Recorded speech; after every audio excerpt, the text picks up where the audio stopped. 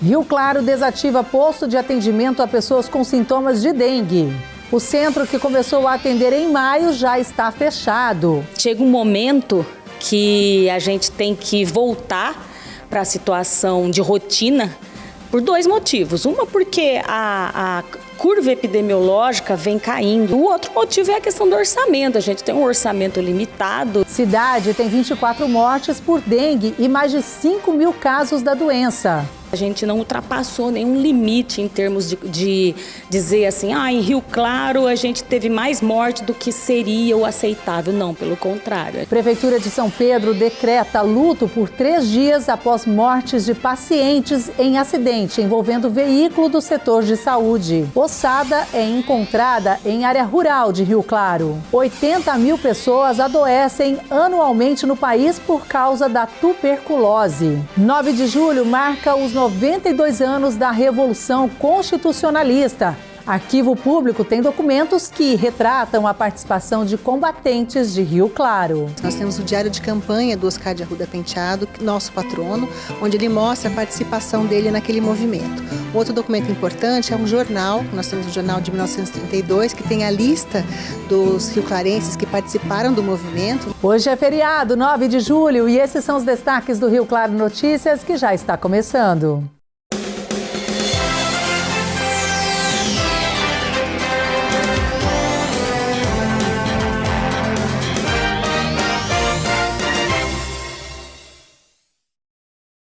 Olá, boa tarde. O encontro de um cadáver foi registrado em Rio Claro na tarde de ontem. O corpo já estava em estado avançado de decomposição e foi localizado em um córrego no bairro Cachoeirinha, que fica entre Rio Claro e o distrito de Ajapi. A ossada foi encontrada aqui nesta área de mata, entre o bairro Cachoeirinha e o distrito de Ajapi.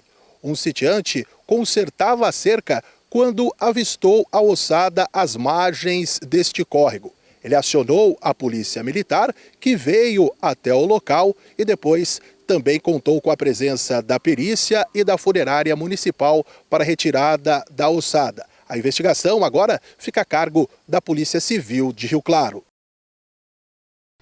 E a gente volta a falar do acidente registrado ontem na estrada que liga a cidade de Ipeú, na Charqueada. A Prefeitura de São Pedro decretou luto por 3 dias após as mortes de pacientes neste acidente envolvendo o veículo do setor de saúde.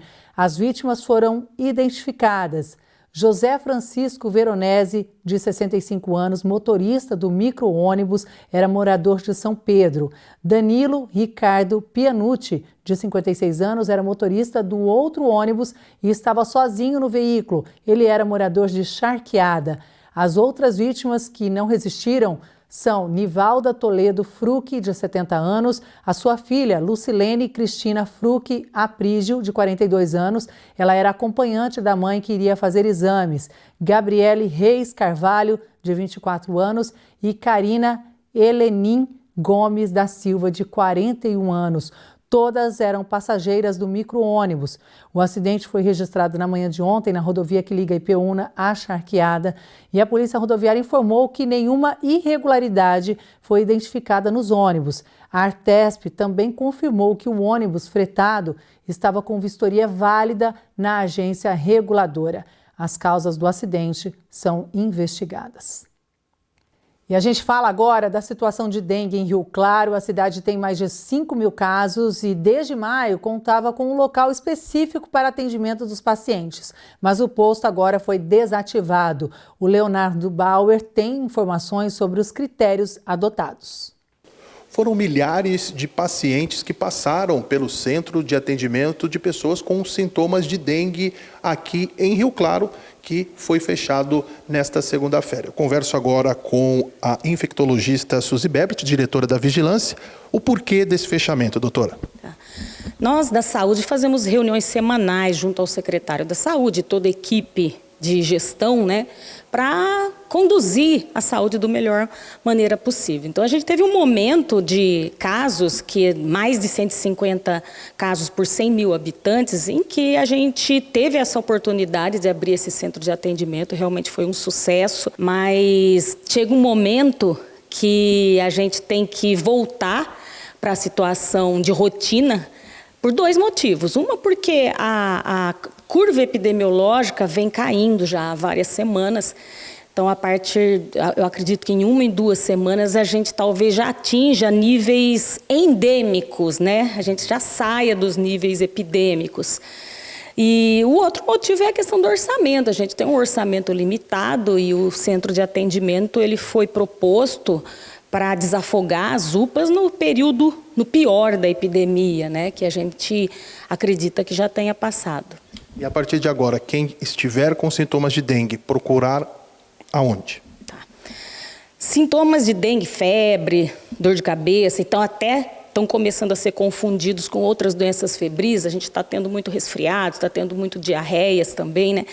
Então, o certo, na unidade de saúde do bairro, a gente programou que é para ter vagas oferecidas, vagas de encaixe para as pessoas, especialmente naqueles bairros que tem o programa de saúde da família. A população não tem muito essa cultura.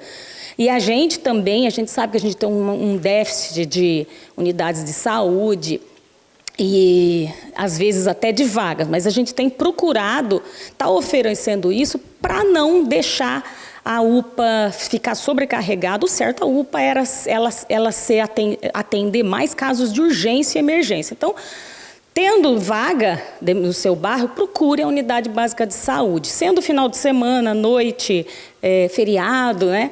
Aí tem que procurar as 2 UPAs, Cervezão ou 29. Doutora, e a situação de momento da dengue em Rio Claro, o que a senhora poderia falar? Foi uma epidemia pesada, né? A gente não teve tantos casos quanto em 2015, mas eu acho que a gente vai fechar com mais de 10 mil casos. A gente tem umas notificações ainda chegando, em algumas em atraso, né? A quantidade de óbitos também, 24 óbitos, com 7 ainda em investigação. A gente teve de abril até aqui, são 1.000 internações, então mostrando como foi grave. Isso tanto em hospitais do SUS como do convênio, né? E as mortes também, mostrando como é complexo lidar com a dengue. Quando a pessoa já chega naquele quadro, já no grupo D, que a gente chama, que são as fases da dengue, é muito difícil a gente conseguir reverter. Então, a gente lamenta esses óbitos e eles estão dentro daquilo que é esperado, vamos dizer, daquilo que é aceitável pela Organização Mundial de Saúde, porque morte a gente nunca aceita, mas a gente não ultrapassou nenhum limite em termos de dizer assim, em Rio Claro a gente teve mais morte do que seria o aceitável. Não, pelo contrário, a gente está dentro daqueles parâmetros, né? Muito obrigado, então, doutora Suzy. Mais uma vez, então, ressaltamos, qualquer sintoma, procure uma unidade básica de saúde aqui em nossa cidade. De Rio Claro, Leonardo Bauer. E ainda falando sobre saúde e prevenção, 80 mil pessoas adoecem anualmente no país por causa da tuberculose. Só em 2022, 16 morreram por dia. Esses dados são do último boletim epidemiológico sobre a doença. E a única forma de prevenir é vacinar ainda com o bebê bem novinho. Em 2 unidades básicas de saúde visitadas em Brasília pela reportagem na manhã de hoje, a procura pela vacina BCG foi pequena. O ideal é que ela seja tomada até o 6º dia de vida da criança. As maternidades da EF, algumas maternidades já saem com a vacina. Normalmente, quando a criança ela vem da rede privada, aí sim ela vem pra gente fazer a vacina. Eric tomou a vacina contra a tuberculose quando nasceu, assim como os outros filhos da professora Júlia. Eu tenho um de 6 anos que nasceu no HMIB. Ele tomou a vacina no próprio hospital. Ele nasceu lá e tomou a BCG e outras vacinas também. E os gêmeos, que estão com 1 ano e 10 meses, nasceram no Agarram e também tomaram todas as vacinas lá. Facilita muito ser no hospital, eu acho que isso é muito positivo. A vacina BCG deve ser aplicada em recém-nascidos, em dose única, e está disponível para menores de 5 anos. Tem nível de proteção de 78% na forma disseminada da tuberculose, mas é contraindicada para crianças com peso inferior a 2 quilos, imunodeficientes, desnutridas, com erupções generalizadas na pele e que estão em tratamento com corticoides. A transmissão da doença acontece pela saliva e por materiais contaminados. Ainda há circulação, né, dessa micobactéria e por esse motivo nós temos que ter uma atenção e nos utilizar de todos os recursos disponíveis. Então, um recurso é a vacina BCG, que é oferecida ali logo após ao nascimento. Ela deve ser oferecida a todas as crianças, que tem uma finalidade de proteger principalmente para as formas mais graves da doença, as formas neurológicas e disseminadas que podem acontecer aí ao longo da vida. E a seguir tem as vagas de emprego em Rio Claro e ainda Estado de São Paulo substitui emissão da primeira via do RG pela Carteira de Identidade Nacional.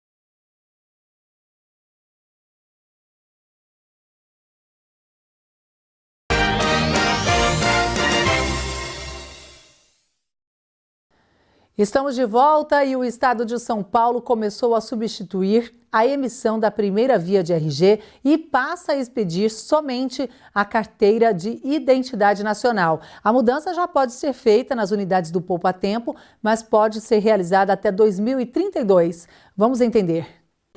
O seu Nilson aproveitou um tempinho na agenda para tirar a nova Carteira de Identidade Nacional.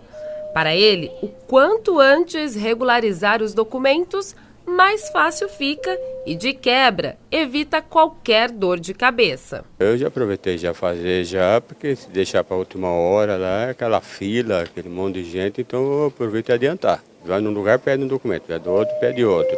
Então, tendo essa carteira, então, excelente, ótimo. A Rosângela também já quis deixar tudo em ordem. O meu está vencido. O RG já estava... no fim já, né? Tem que trocar outro. Para não ter que fazer segunda via, já faz direto.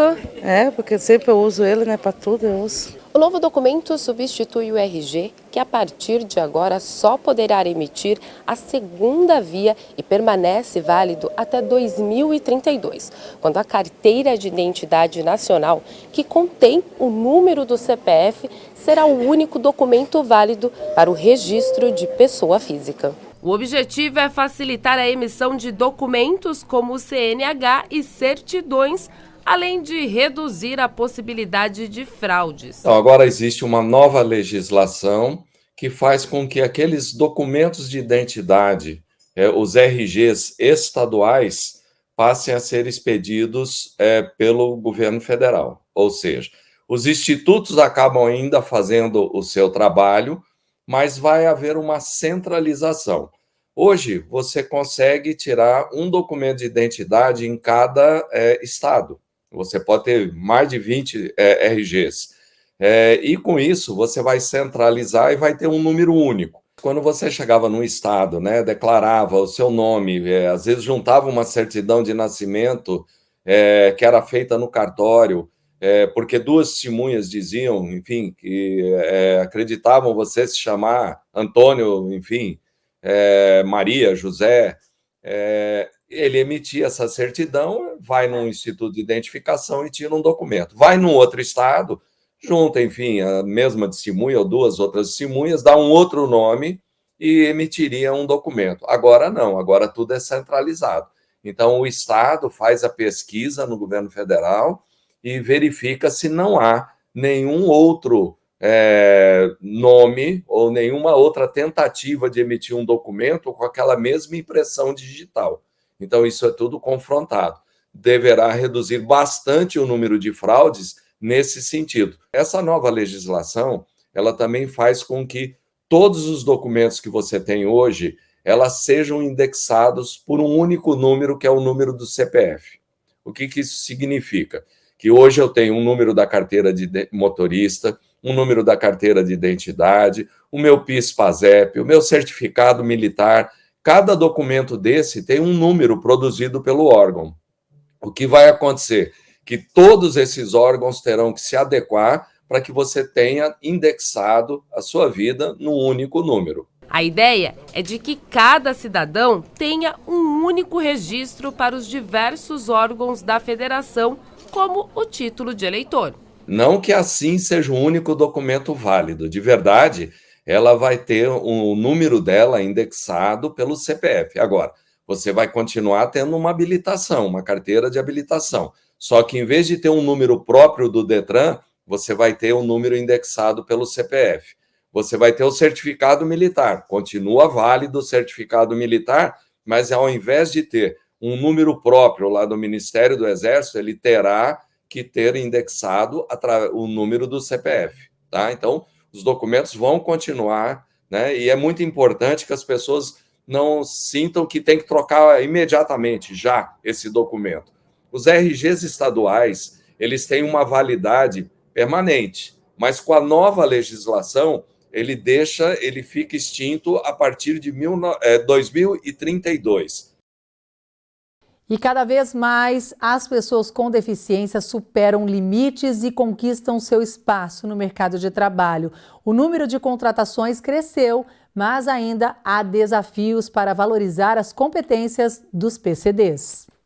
Melina, que desde os 14 anos vem perdendo a visão, com 2% da função visual, redescobriu suas capacidades viajando sozinha pelo Brasil com sua cadela guia Hillary. Por mais que viajar sozinha seja mais desafiador, eu gosto bastante, porque é quando eu me conecto mais comigo, me conecto com a Hillary, me conecto com a cidade, com as pessoas. Eu tenho um gosto de vitória maior quando eu viajo sozinha. Luísa Habib, do Acessibilizei, descobriu aos 15 anos uma doença degenerativa que limita seus movimentos. Devido à falta de força muscular, precisou adaptar um veículo para que pudesse dirigir com segurança. O carro para mim é a possibilidade de realizar meus sonhos, assim. Eu acho que é muito mais que a liberdade, é poder fazer o que eu quero com a minha vida. Ser uma pessoa com deficiência, usar um andador, usar uma cadeira de rodas, é muito difícil para pegar Uber, pegar ônibus. Então, assim, não só o carro é uma facilidade, como é a liberdade de poder ir e vir, né? Após mais de 30 anos da lei de cotas, os números de contratações de profissionais com deficiência crescem no mercado de trabalho. De acordo com o Arraiz 2022, 590 mil pessoas com deficiência estavam trabalhando.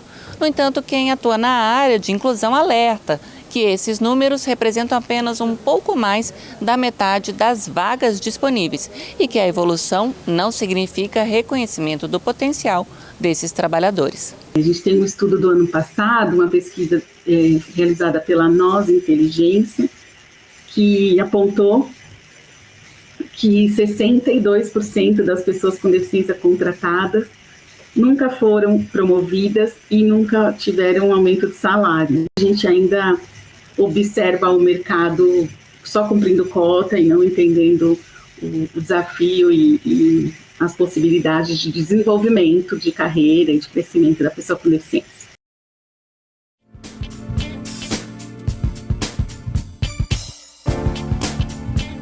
Vagas disponíveis hoje em Rio Claro para ajudante de mecânico, operador de roçadeira, auxiliar de saúde bucal, camareira, auxiliar de usinagem, ajudante de jardinagem, estoquista, vendedor de seguros, técnico instalador e líder de transporte. Os interessados podem procurar o Conecta, que fica na Rua 3, número 1636, no centro, ou acessar o portal da empregabilidade. E a seguir, vamos saber como estão as temperaturas neste feriado. E ainda, você sabe o significado de 9 de julho? A data marca a Revolução Constitucionalista de 1932 e tem história no arquivo de Rio Claro.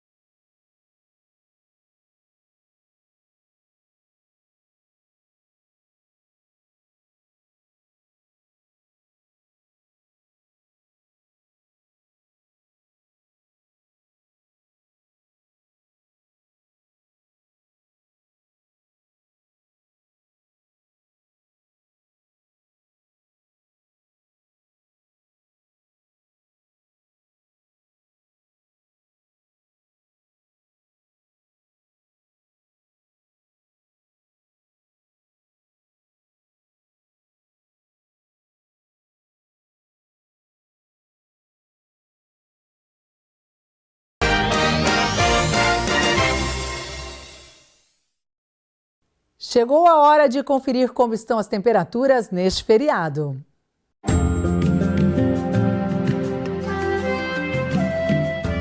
Terça-feira nublada com previsão de pancadas de chuva durante o dia. Em Rio Claro, mínima de 13, máxima de 19 graus. Em Limeira, a mesma variação, mínima de 13, máxima de 19. Já em Piracicaba, as temperaturas oscilam entre 14 e 19 graus. E hoje, feriado 9 de julho no estado de São Paulo, e você sabe o que significa a data? Marca a Revolução Constitucionalista de 1932, quando um movimento armado, liderado por tropas paulistas, atuou contra o governo de Getúlio Vargas. Rio Claro contou com combatentes e a história tem documentos no arquivo público. O estado de São Paulo comemora neste 9 de julho a Revolução Constitucionalista de 1932, em memória à luta dos paulistas que tentaram impedir a continuidade do governo provisório de Getúlio Vargas e convocaram uma Assembleia Nacional Constituinte. Vargas havia assumido o governo por meio de golpe de Estado, através da Revolução de 1930, derrubando o então presidente Washington Luiz, impedindo a posse de seu sucessor. A Revolução foi encerrada no dia 1º de outubro de 1932, com a rendição dos paulistas e um saldo oficial de 934 mortos.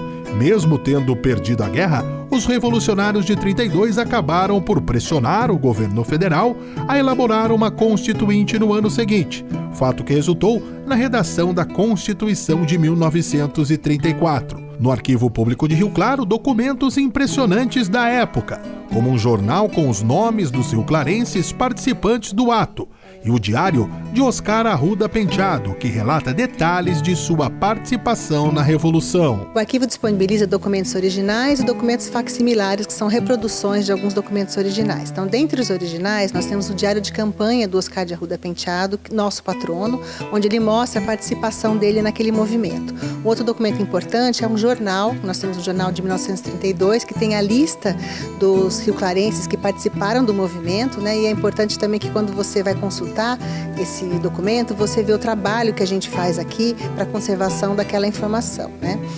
Além dos documentos originais, temos as fotografias que foram doadas pela população, que a gente tem a fotografia das costureiras, né, que faziam os uniformes dos soldados, e temos também esse documento que foi produzido em comemoração ao cinquentenário da Revolução, que eles têm cerca de 100 documentos, dão manuais, cartazes, propaganda, que foram produzidos naquela época e que nós fizemos essa reprodução, que você consegue entender um pouco do que foi o movimento naquela época.